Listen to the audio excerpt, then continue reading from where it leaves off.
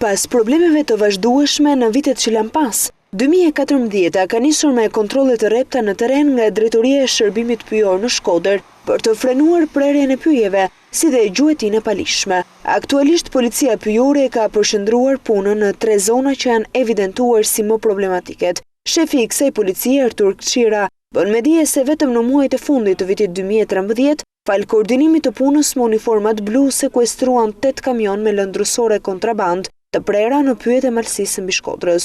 Zonat të cilat janë monitoruar dhe kontrolluar nga inspektorët e policisë janë zona e Kirit, Parku Kombëtar dhe Shllako. Ka rezultuar se ka prerje në masë dhe hapje rrugë shtreja. Por akoma të pambuluar me proces verbal, kjo për arsye se janë zona të largëta.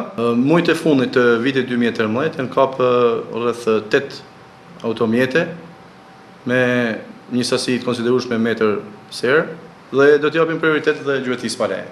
Gjatë vitit të kaluar janë evidentuar 17 raste me kundravajtje administrative, si dhe 11 raste me vepra penale ku më shqetësuese ka qenë situata në rezervatin e Velipojës, që ka një sipërfaqe prej 600 hektar. Shërbimet e policisë pyjore kanë konstatuar gërmime të fondit pyjor dhe ndërtime pa leje në këtë rezervat, për të cilat është bërë kallëzimi në prokurori. Qarku i Shkodrës me një sipërfaqe të konsiderueshme pyjesh ka qenë vazhdimisht prej dorës keqbërëse, që nuk ka kursyer prerjen e pyjeve, si dhe mbështetur kontrabandën ndërsore.